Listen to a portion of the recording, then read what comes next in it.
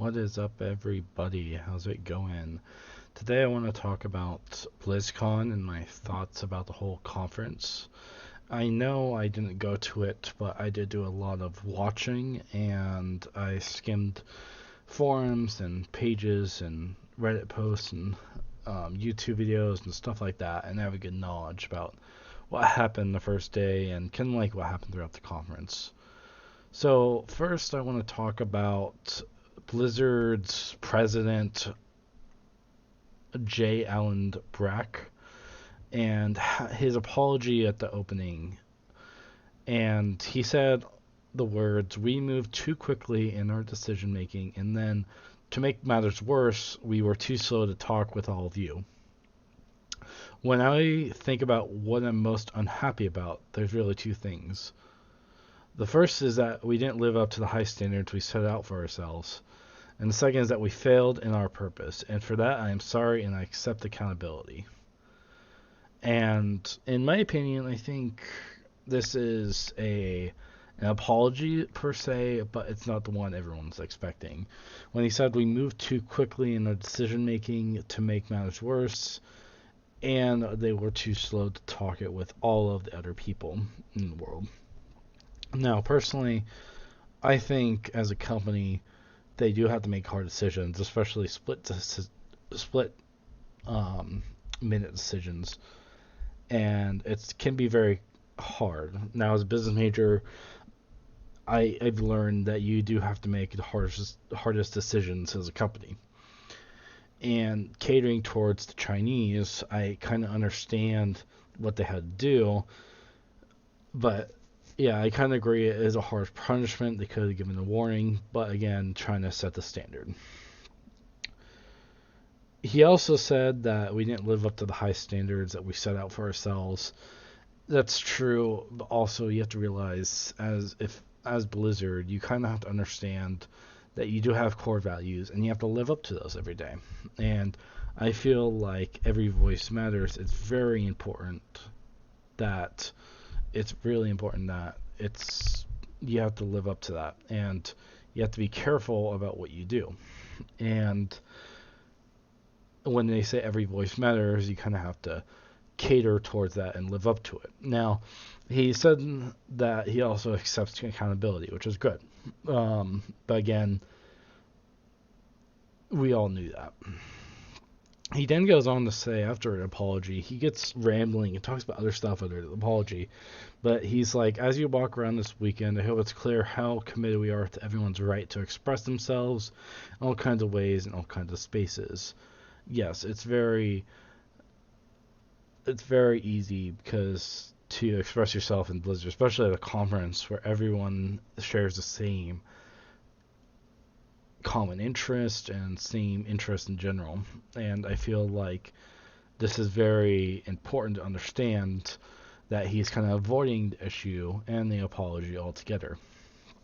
He went along the lines of saying, like, yeah, we realize we have created enormous and beautiful games for everyone. And as you can see here, we have a very diverse amount of people from all across the world here, so enjoy the games and have a good time at BlizzCon. No, I feel like this is scummy, and he's kind of very avoidedly not answering the apology and the question that everyone wants to hear. So it started out like as that. Now, I joined the conference a little bit late. I joined when they made the World of Warcraft announcement of Shadowlands. So I missed the whole Diablo announcement. But I did watch the trailer on that. It was a good trailer. I'm not going to spoil anything at all, but I feel like the gameplay, they have a good plot and story set up. But in terms of the gameplay, they didn't really show any. So I feel like it's not going to live up to the hype, and the story is going to be too much for them. But again, as a pessimistic gamer, that's what I do. Is I try to see the realism in the games these days. So just try not to live up to hype people because it's going to be hard.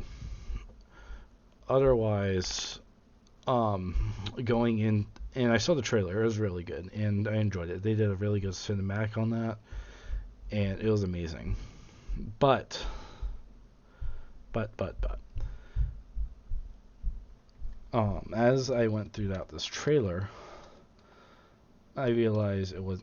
Sorry, I already talked about the trailer. Going into Shadowlands, saw the cinematic and saw all the stuff they're going to be adding into that huge DLC, and it looked really good. The cinematic was amazing. Of course, I don't follow World of Warcraft at all, so I have nothing. I have no idea what the world lore is like, and so I really don't know what to expect.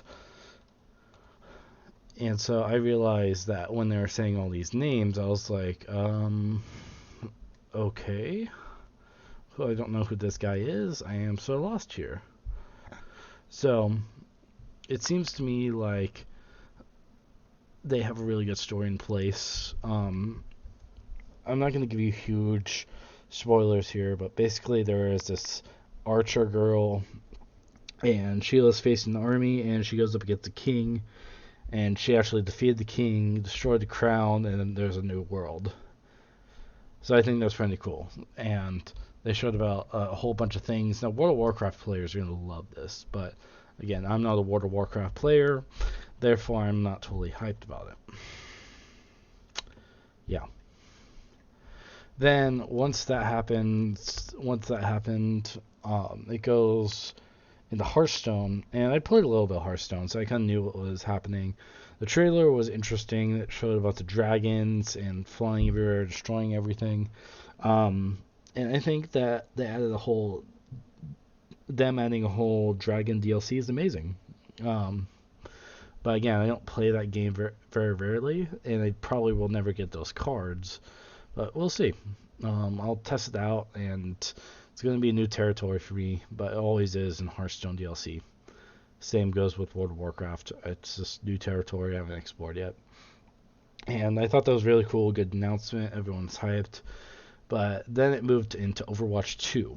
And I could say I was really excited for this. I knew it was coming, and I didn't know. I think my biggest question was how they're going to introduce Overwatch 2 into the original Overwatch game. And I was kind of excited. Because let's talk about Overwatch 2 for a second. They brought in Overwatch, they banded together again, and you saw old heroes come together, and it was really amazing of what they did. And I think they had a whole action sequence with Genji and Reinhardt and Mei and Mercy, and it was really good against the Omnic invasion. Because if you ever played the original Overwatch game, the Rise of the Omnics, the DLC for that one during the event there, it was amazing. It showed you what exactly happened with Torbjorn and Reinhardt, and more of the characters, and I think it was really cool that they added that. And this is kind of like a sequel to it. Or not sequel, this is kind of like a it's what happened afterwards. And so I feel like that was really cool, in my opinion. And so them adding a second game, I think it's going to be even more cooler, or it's just going to be cooler in general, because there's a lot of things going on, and they're going to be introducing new maps, new heroes, new events, and it's going to be like a new game, but not really. I looked at the interface and the graphics, and honestly, it looks like an improvement from Overwatch, but it seems like the same basic gameplay is still there. So I'm really curious to see what they're going to do with this sort of gameplay. And they made an announcement, which I like, is that you don't necessarily have to buy Overwatch 2 to get the characters or the maps, because the Overwatch 2 maps and characters are transported to the original Overwatch game. So I'll be able to play it since I originally own the game. But he also said that really made me lose my mind was that he said all your cosmetics will be moved over to Overwatch 2. Therefore, you will not have to pay for any, or you won't. All your hard work, everything you did, will not go in vain, and it will be there when you go into Overwatch 2. I'm like, okay, now I'm happy, because I spent forever doing those challenges, and I spent a lot of time creating and getting getting those skins during the weekly challenges. You have like 1 or 2 weeks to get a skin for 9 wins. Now, I guess I don't have much time, but that's really hard for someone that doesn't have a lot of time. And so they did challengers for Diva, Ana, Baptiste, Bastion. They did it for many other characters as well, especially for the summer event where they had Reaper, Reinhardt, and someone else. Either way, all these skins that you can get, they're never going to come back. So I was really excited to get these, and I really want them to transfer over to any other game. That's why I didn't buy the Switch version, because I realized that I would be starting over, and I would be kind of mad about that. So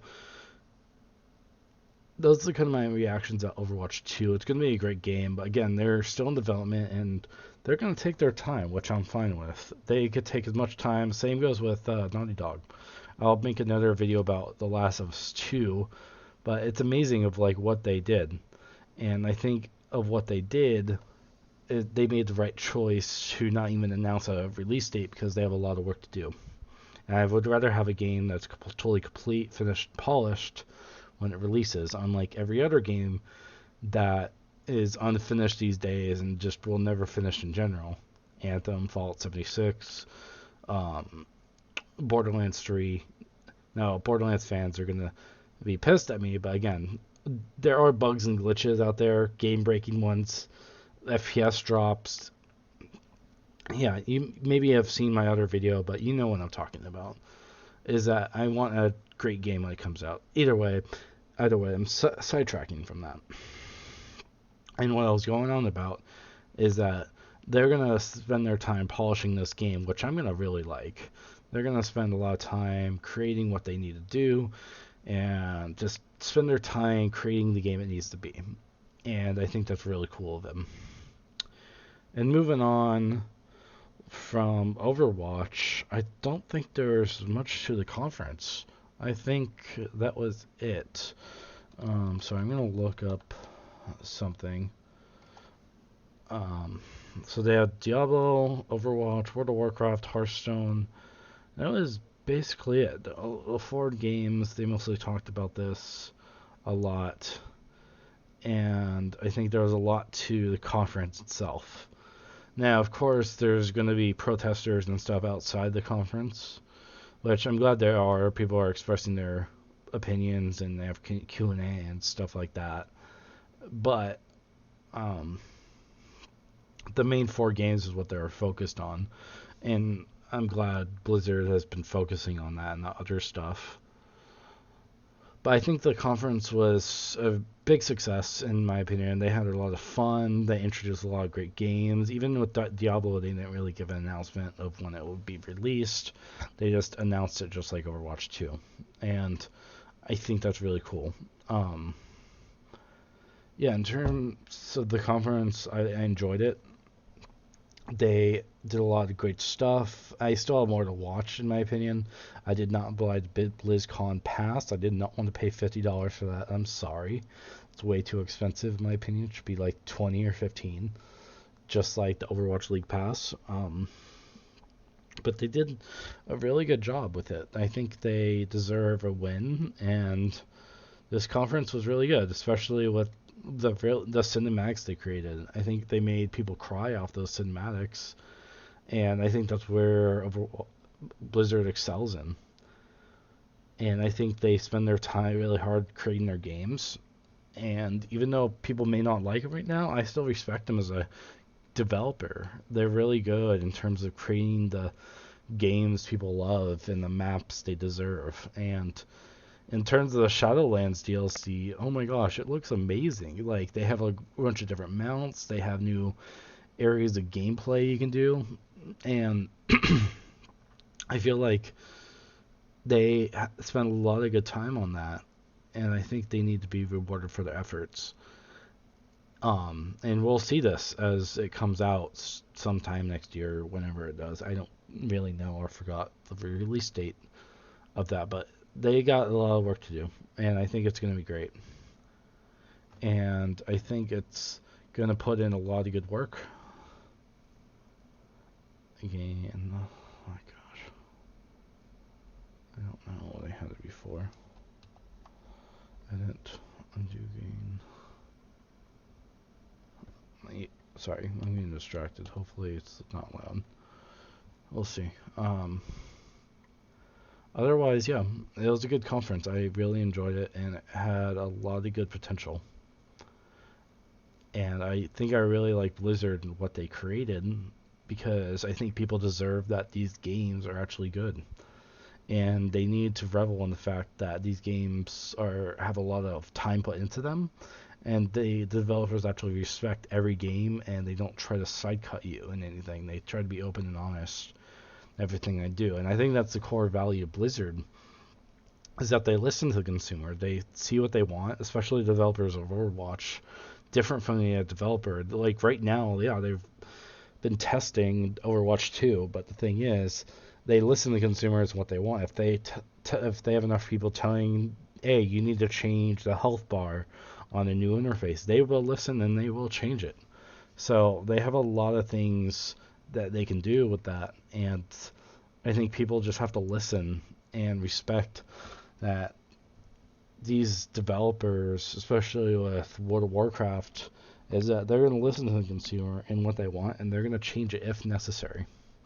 Otherwise, they're going to continue coding and do stuff like that. But otherwise, the conference was amazing. It was beautiful, just like a regular Blizzard conference, and they did a really nice job creating what they need to do. And again, there has been a lot of controversy with stuff like that, but I don't know. Maybe you guys can let me know, but we'll see.